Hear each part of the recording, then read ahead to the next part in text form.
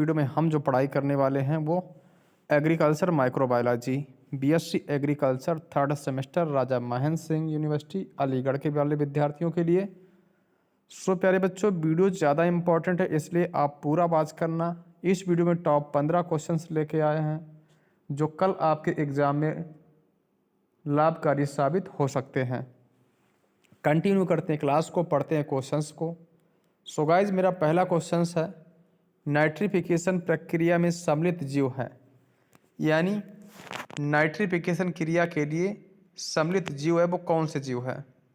Option 4 आपके सामने given है, नाइट्रोसोमोनास और नाइट्रोबैक्टर, नाइट्रोसोमोनास और स्यूडोमोनास, स्यूडोमोनास और नाइट्रोबैक्टर, उपरोक्त में से कोई नहीं।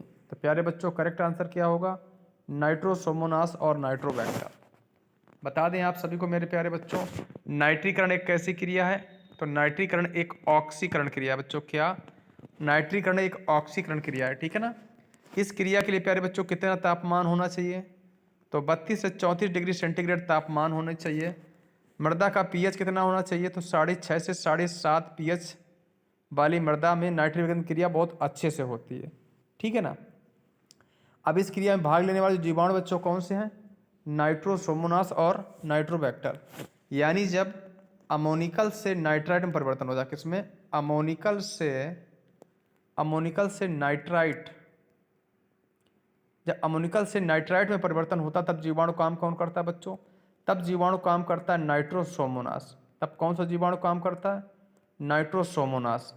और जब नाइट्राइट से नाइट्रेट बनता है तब जीवाणु काम करता है नाइट्रोबैक्टर।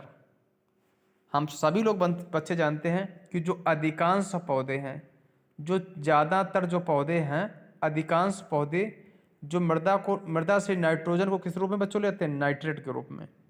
यानी जो अधिकांश पौधे हैं, ज़्यादातर पौधे हैं, मृदा से नाइट्रोजन को किस रूप में ग्रहण करते हैं? नाइट्रेट के रूप में। जबकि धान और आलू बच्चों दो क्रॉप्स ऐसी हैं जो मृदा से नाइट्रोजन को अमोनिकल के रूप में लेती हैं। किस रूप में लेती हैं? अमोनिकल के रूप में लेती हैं। इसीलिए प्यारे बच्चों, धान की फसल में सबसे अच्छा उर्वरक वो कौन सा है? अमोनियम सल्फेट है। कौन सा? अमोनियम सल्फेट है। प्यारे बच्चों, धान के खेत में ही जो है विनाइट्रीकरण क्रिया बहुत ज़्यादा होती है। यानी धान के खेत में कौन सी क्रिया ज़्यादा होती है? तो आंसर है डिनाइट्रीफाइंग। बच्चों क्या है? डिनाइट्रिफिकेशन, यानी विनाइट्रीकरण क्रिया किस में ज़्यादा होती है? धान के खेत में होती है, ठीक है। चलिए अब हम पढ़ते हैं क्वेश्चन नंबर 2। फर्स्ट क्वेश्चन के बारे में इतनी जानकारी, हमें एक्स्ट्रा जानकारी प्राप्त हुई है। सारे पॉइंट को अच्छे से रट लेना, क्लियर आपके एग्जाम में कल क्वेश्चन से यहाँ से देखने को मिलेंगे। क्वेश्चन नंबर नेक्स्ट, निम्नलिखित में से कौन अवायवीय जीवाणु है? अवायवीय का मतलब बच्चों ऐसे जीवाणु जो वायु की अनुपस्थिति में काम करते हैं, उन्हें क्या बोलते हैं? अवायुजीवी जीवाणु या फिर एनारोबिक बैक्टीरिया। तो प्यारे बच्चों, ये काफ़ी इंपॉर्टेंट प्रश्न है आपके लिए, बहुत अच्छा प्रश्न है, इसे आप याद कर लेना। बता दें आपको, जो एजोटाबैक्टर है और जो बिजरिंकिया है और जो एजोस्पाइरिलम है बच्चों, क्या? एजोस्पाइरिलम। यानी जो एजोस्पाइरिलम है, एजोटाबैक्टर है, बिजरिंकिया है, प्यारे बच्चों ये तीनों जीवाणु कैसे होते हैं? ये वायुजीवी जीवाणु हैं। कैसे हैं? वायुजीवी जीवाणु हैं। इसका मतलब क्या है बच्चों? वायु की उपस्थिति में काम करते हैं, ठीक है ना। जो वायु की उपस्थिति में काम करते हैं, इसी कारण इन्हें क्या बोलते हैं? इसी कारण इन्हें एरोबिक बैक्टीरिया या वायुजीवी जीवाणु बोलते हैं। लेकिन हमसे क्या पूछा गया मेरे भाई? हमसे क्या पूछा गया? हमसे तो ये पूछा गया है कि अवायुजीवी जीवाणु कौन सा है जो वायु की अनुपस्थिति में काम करता है। तो करेक्ट आंसर हो जाएगा क्लास्ट्रीडियम। यानी इस प्रश्न का राइट जवाब हो जाएगा ऑप्शन नंबर बी, करेक्ट है। B will be right answer. Move on करते हैं क्वेश्चन नंबर 3 की तरफ। क्लास अच्छी लगे तो वीडियो को लाइक करना, नए फ्रेंड चैनल को सब्सक्राइब अवश्य करना। नेक्स्ट क्वेश्चन, अगला प्रश्न है बच्चों, निम्नलिखित में से कौन सा तत्व दलहनी, गांठों या फिर जड़ों के द्वारा नाइट्रोजन स्थिरीकरण को बढ़ाता है?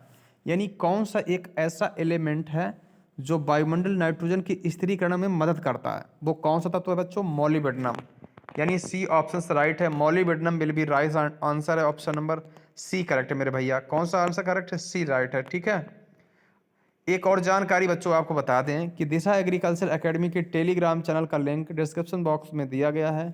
लिंक पर क्लिक करके सारे विद्यार्थी टेलीग्राम चैनल को अवश्य ज्वाइन कर लीजिएगा, ठीक है ना। चलिए अब प्यारे बच्चों क्वेश्चन अगला आ चुका है। एजोटा बैक्टर है, जो एजोटा बैक्टर वो क्या है? सहजीवी नाइट्रोजन फिक्सर जीवाणु है, या असहजीवी नाइट्रोजन फिक्सर जीवाणु है, या सहयोगी नाइट्रोजन फिक्सर जीवाणु है? तो प्यारे बच्चों जब भी बात आएगी सहजीवी नाइट्रोजन फिक्सिंग करने वाले जीवाणु की, तो आंसर रहता है राइजोबियम। राइजोबियम जो है दलहनी फसलों की जड़ ग्रंथियों में पाया जाने वाला जीवाणु है।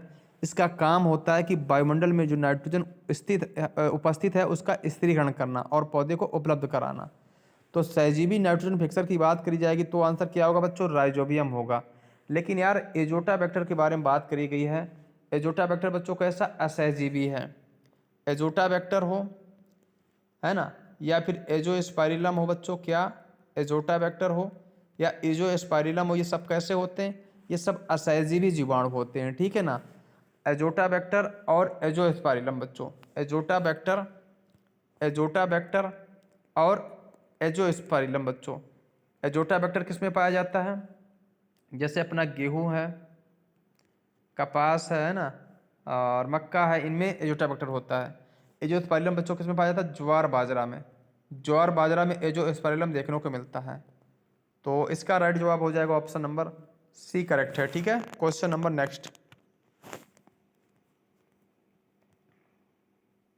वह स्थिति जहां मॉलिक्यूलर ऑक्सीजन उपस्थित होता है। प्यारे बच्चों ये काफ़ी अच्छा क्वेश्चन है कि वह कंडीशंस कौन सी है जहां पर ऑक्सीजन मौजूद होता है, यानी ऑक्सीजन की उपस्थिति में घटनाएं घटित होती हैं, उसे क्या बोलते हैं? उसे बोलते हैं बच्चों वायुजीवी या फिर एरोबिक। वायुजीवी या एरोबिक उसे बोला जाएगा, ठीक है ना। इसके बाद क्वेश्चन नंबर नेक्स्ट। सहजीवी वायवीय जीवाणु बच्चों कौन सा? सहजीवी। यार अभी मैंने बताया बच्चों क्या है? राइजोबियम। राइजोबियम कैसा? ये सहजीवी जीवाणु, ये सिम्बायोटिक बैक्टीरिया है, ठीक है ना। नीलहरी शैवाल का यूज कहाँ पे करते हैं बच्चों? धान के खेत में करते हैं। एजोटा बैक्टर की बात करी जाए, गेहूं है, कपास है ना, गन्ना है, इनमें किसका यूज करते हैं? एजोटा बैक्टर करते हैं बच्चों, ठीक है। और अवायुजीवी जीवाणु है, मीन्स एनारोबिक बैक्टीरिया बच्चों कौन सा? क्लास्ट्रीडियम है, ठीक है। चलते हैं क्वेश्चन नंबर नेक्स्ट की तरफ। क्वेश्चन नंबर बच्चों आ गया नेक्स्ट। साइनोबैक्टीरिया को और किस नाम से जानते हैं? यानी जो साइनोबैक्टीरिया है बच्चों, इसे अन्य किस नाम से जानते हैं? तो इसे जानते हैं अपन लोग नील हरित शैवाल के नाम से। किस नाम से जानते हैं?